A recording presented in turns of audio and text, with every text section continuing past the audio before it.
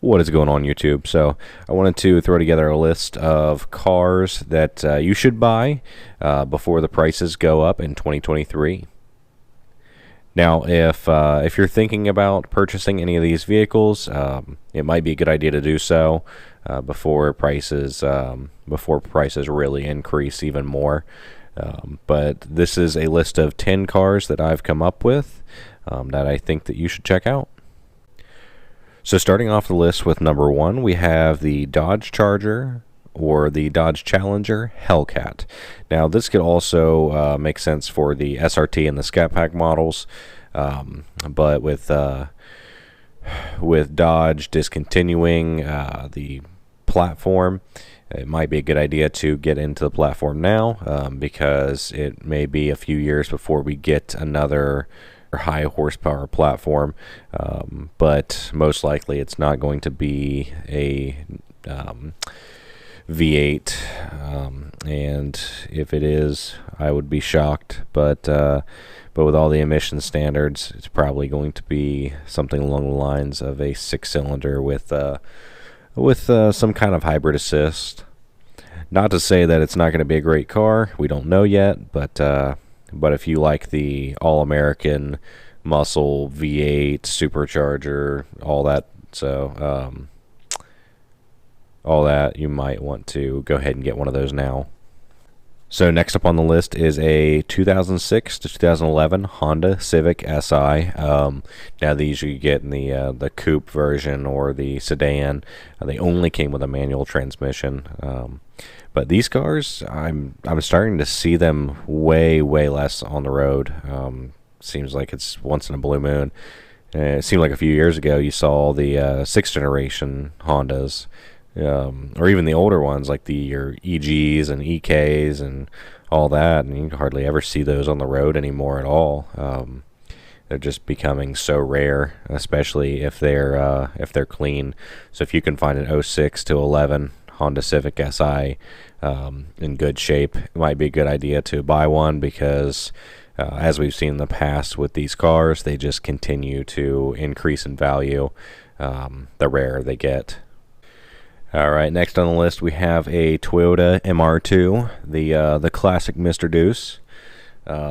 These cars, extremely rare anymore. I mean, you might see some at a car meet or car show, but you don't see them on the road. If you do, you're a lucky person. These cars are great. You could get them, I think they came either with like a target top or T-tops, if I remember right. You can get the turbocharged engines on those, and then I know a lot of people will swap like the Honda K-Series into them as well. But overall, awesome cars. They handle great, other than their snap oversteer that they were notorious for. Personally, I think it's one of the better looking cars on my list. I hope I can maybe get one of those one day, but on to the next one. So number 4, we have the Subaru WRX STI. Now, I think all the STI models are increasing in value to some degree, but I think the newest generation WRX or Impreza for that matter, how they're not coming out with an STI model. I think the 2015 and up body style is going to rapidly increase, as you can't get a new one anymore. Not until they come out with something completely different, but this might be the last chance to get a turbocharged boxer motor for the STI platform. Alright, number 5 on the list, we have the Nissan 350Z. This one is a personal favorite of mine, as I had a supercharged 350Z. These cars, they're still popular. I still see them all the time, but I am starting to see less of them, and the prices have gone up in the last year tremendously.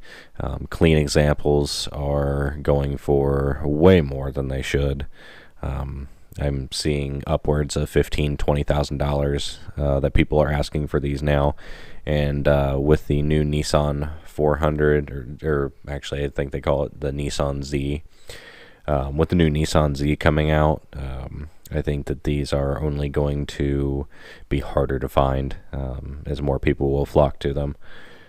All right, next we have the Acura RSX Type S model specifically. I also owned one of these vehicles. Awesome cars. They had, I think, a little over 200 horsepower. They're super lightweight. I always loved the interior of these, even though the interior was just absolute garbage. The seats would rip if you just looked at them wrong.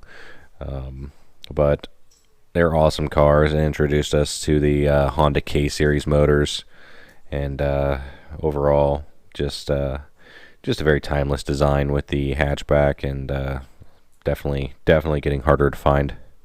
All right, YouTube, so number 7 we have the Acura TL Type S. This was a really cool sedan. You could get it in a manual or an automatic, and I think it's the second generation of these cars. It's the one you want. I actually owned one of these as well. I think I've owned like half the cars on my list, sad to say, and I would absolutely own the other half if I could. But I will say these are becoming way harder to find. I do not see them on the road ever, and it's really hard to find a clean manual transmission TL Type S. If you can, for a good deal, find one and hold on to it, because these things are only gaining value, especially, like I said, if you get a manual.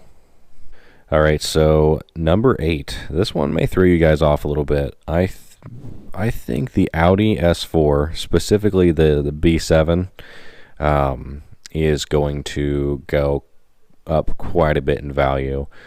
This is a 4-door car with the Audi 4.2 liter V8. Awesome car. I mean, produced, I think, somewhere around like 330 or 350 horsepower. Just overall, I think it's a great looking car, and the fact that you can get an all-wheel drive V8 manual is just astounding. And they look so good. The interiors were great on them. You got Recaro seats, but overall, I think what held them back from the beginning is the timing chain issues. Those things, they were terrible to work on.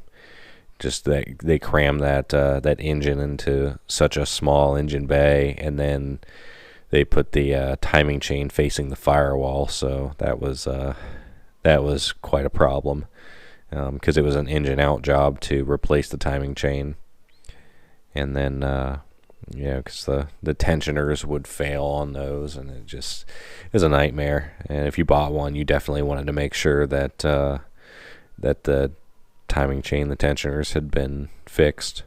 But awesome timeless design, and I definitely think that they're only going up in value from here. Alright, number 9, we have the Lexus IS 300. So this is specifically the 2001 to 2005 platform. Another great car that I've owned. These things I've been watching go up and up and up. Now, I don't think these are going to reach Toyota Supra status, but I think that they're going to just continue to rise. A very rare car anymore, especially a clean manual example of one. I'm seeing them go for $10, $20, even $30,000 depending on mileage, and these cars last forever. I mean, I've seen several with 300,000, even 400,000 miles. Still awesome little daily driver. The only thing that really held these back was the gas mileage is absolutely awful on these. I think I averaged like 19 or 20 on mine, 19 or 20 miles per gallon. That's not fun. And guys, we're at number 10. We have the S2000, the Honda S2000. So these were really popular a few years ago, and they've continued to grow in popularity, and becoming increasingly rare. Awesome engines. They rev to the moon and back. I've always really liked the interior of these cars too. Just the way that it's laid out. You have like the volume control to the left of the steering wheel. It's kind of weird. And then just overall, just very neat cars. Great handling cars. Awesome for autocross.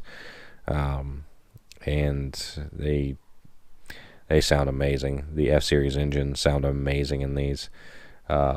So if you're looking for one of those, definitely get one before you can't. Alright guys, and that wraps up this video. So again, 10 cars that you should buy before the prices go up in 2023. As I'm making this list, I have continued to come across more and more cars, so I may make a part 2 depending on how well this video is perceived.